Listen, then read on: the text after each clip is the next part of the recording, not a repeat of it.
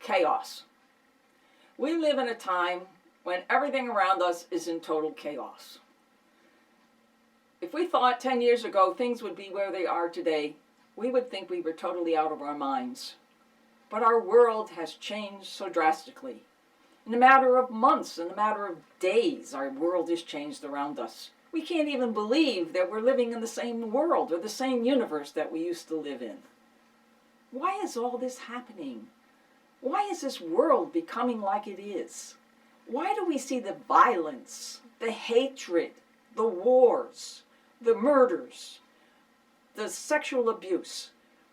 Every single thing that seems to be the pits of society now seems to be what's the norm.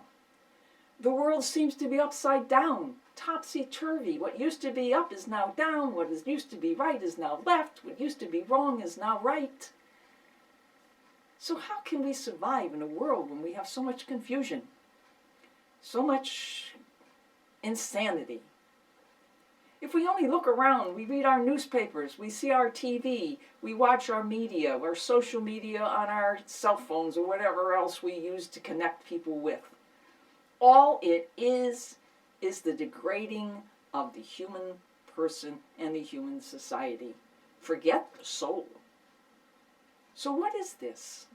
Well, obviously, it's the work planted by the devil.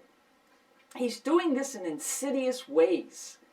If he can take over our minds, if he can destroy the values that we live by, then he has won. And it's sort of like having cataracts. Like you get cataracts and it's an insidious disease because what it does is it takes away, little by little, every day, some of your sight. And you're not even aware that your sight is gone until it's gone and you're blind. But if you end up having your cataracts removed and you see the world around you as it should be, you can't believe the difference. And that's kind of like what's happening here.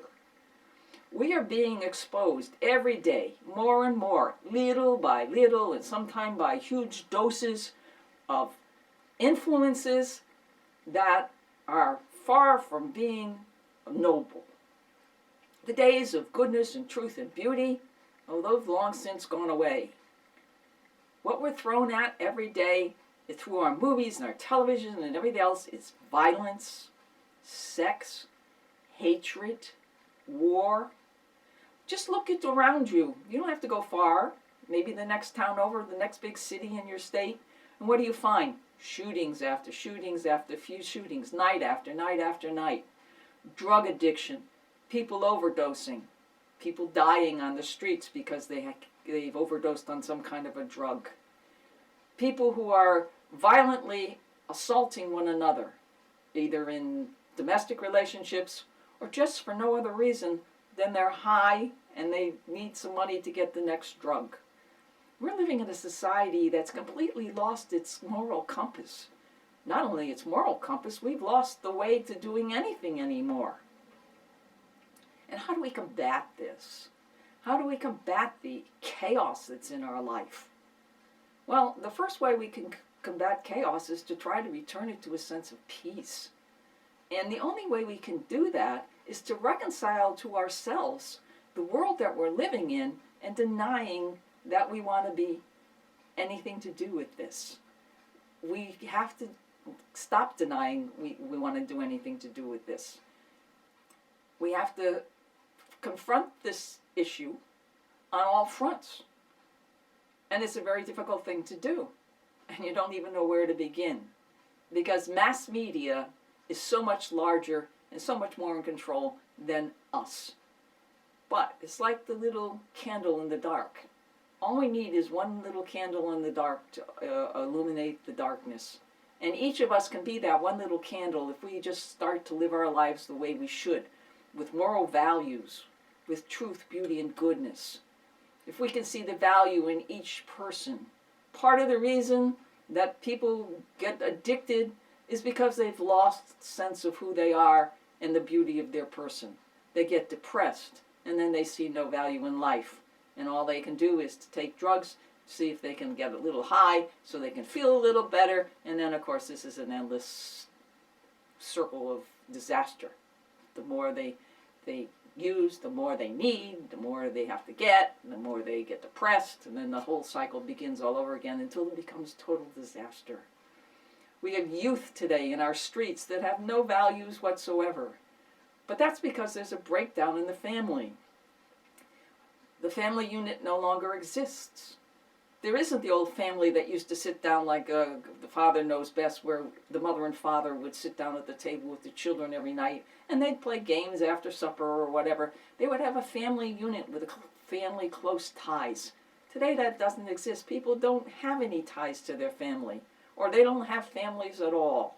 And so they join gangs because there's a sense of association and a sense of need to be with others. And being young, they're evilly influenced, and therefore they accept the initiation ceremonies and the indoctrination of the groups, whether it be the gangs in our cities or it would be ISIS fighting around the world.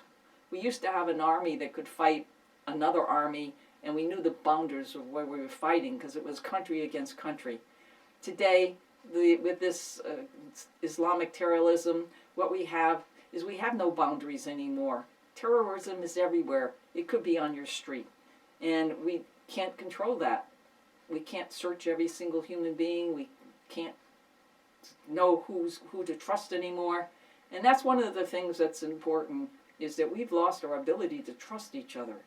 And because we've lost the ability to trust each other, we're losing the basis for a civil society.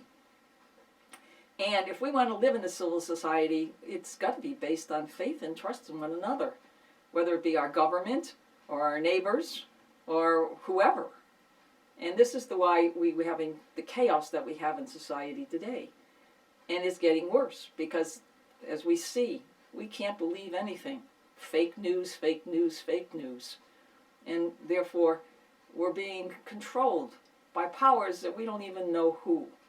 And therefore, we have to take a stand, and we have to sit back, and we have to watch, and we have to see what's happening. We just can't be pushed along in the river of tides of modern society. We have to sit back and look and ask, is this what I really want to be part of? Or are there other values that I need to live with? Are there other reasons for which I exist? Not for all this stupid stuff. Not for all this other stuff that's the basis of anything that's human. We were called as humans to be better. We were called as humans to be part of the divine. That's why God created us. And what has this society done? Anything that has to do with God, deity, divinity, is thrown out. And we're going to pay a huge price for this. Because it's someday, this is all going to be over. This world is going to end for us. And then we have to be able to face the God who created us. And He will ask us, what have you done for me? How have you lived your life? And is this worthy of what I made you to be? And what will your answer be? Will you be able to say, yes, Lord, I've tried. I've done my very best. Oh, I know I've failed. I've fallen. But I've tried my best, and I did what I could. Or will you say, I guess I just blew it. I blew everything because I wanted the pleasures of today. It's up to us to choose whether we want chaos or we want peace.